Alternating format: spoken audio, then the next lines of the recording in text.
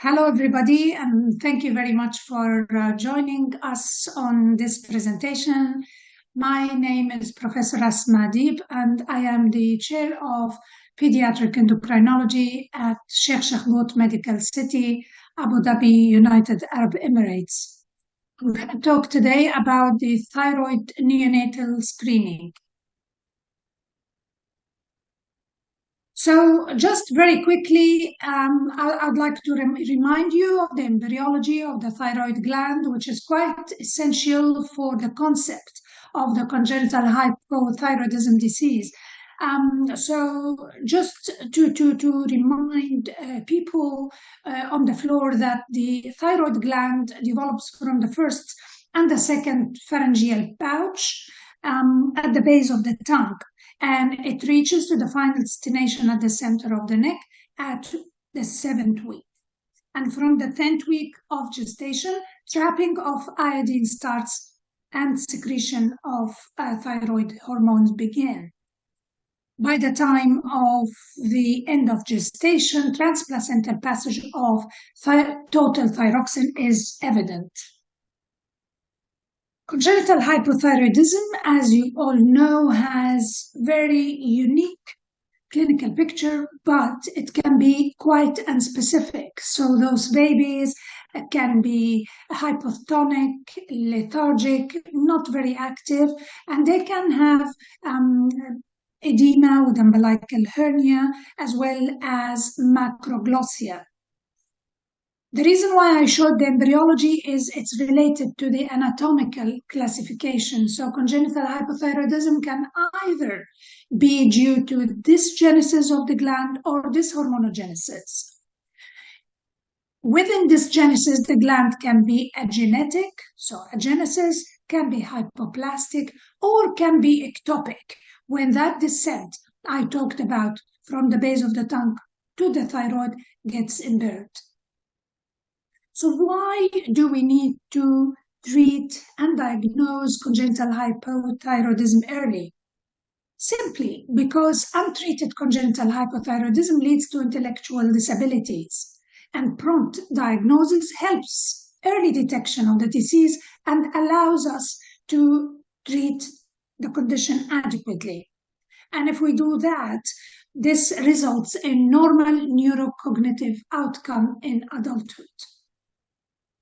Now, screening programs for CH started back in the 1960s in the most developed countries, and it's estimated that about 40 million babies are now screened worldwide per year. From the health economic point of view, it's estimated that the cost of detection by screening compared with the lifetime expense of the disease is $15,000 versus 1,300,000 in developed countries. So huge difference when it comes to cost. However, and unfortunately, globally, only 30% of birth in population is screened. And the annual cost of 30,000 CH cases who are not identified and treated early is very high, is estimated to be over $40 billion. Let me give you an example of the incidence of the disease and the national program establishment in different countries. So Italy in Europe and UAE in the Middle East. So in Italy, the national program is established in 1977, and the incidence is quoted by the difference shown to be about 1 per 2 to 3,000 births. In the Middle East, UAE as an example, the national program is established in 1995, and the incidence is a little bit higher. The quote from this reference I'm flagging is 1 per 1,837 newborn babies. Now, because of the short duration of this presentation, I cannot go into details, but I strongly recommend you to go and have a look on the consensus guidelines updated by the Endocrine European Reference Network, where it gives very useful details about the program. But I would like just to highlight one or two points from the executive summary of that consensus guidelines. One is that neonatal screening allows early diagnosis and early treatment, and it prevents irreversible neurodevelopmental delay and optimized developmental outcome. This is strongly evident. And from the same guideline, the most sensitive test detecting primary CH is measuring TSH. Again, strong evidence for that. Now, not talking about CH screening in particular, but there are well-known criteria for any screening test to be effective. Wilson criteria I'm quoting here, saying that the condition should be an important health problem, the natural history of the condition should be well understood, there should be a recognizable latent or early asymptomatic stage, there should be a test that's easy to perform, easy to interpret, it is acceptable, accurate, reliable, sensitive, and specific to diagnose that particular condition, and there should be an accepted treatment recognized for this disease. Very important for an effective screening test that a treatment should be available for that particular disease, and it should be most effective if started early. Otherwise, there's no point of using that as a screening test. And there should be a clear policy on who should be treated. And of course, the diagnosis and treatment should be cost-effective for that community.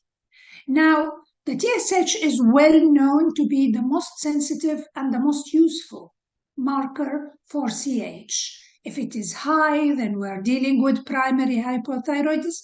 If it is low, then we are dealing with secondary or central hypothyroidism, but it's not always that easy because TSH can be normal/high with a high T4 in a condition called thyroid hormone resistance, which is not the topic for today's discussion. And just finally, I would like to mention one point that's incredibly important about congenital hypothyroidism, because we do miss some cases, even if we follow the book and we use TSH for the neonatal screening.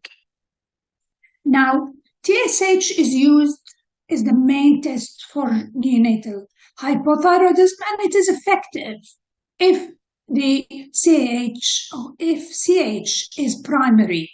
However, if the child has central hypothyroidism, being either isolated central hypothyroidism or part of panhypopituitarism, then the test will be misleading because the TSH will be low or normal, which will not prompt people to the presence of CAH in this condition.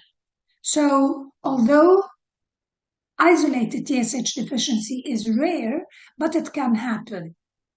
And because of that, the consensus guidelines that I mentioned to you added a small appendix saying that the most sensitive test for detecting primary CH is measurement of TSH. However, when financial resources are available, we recommend adding measurement of total or free thyroxine to TSH, which will cover central CH.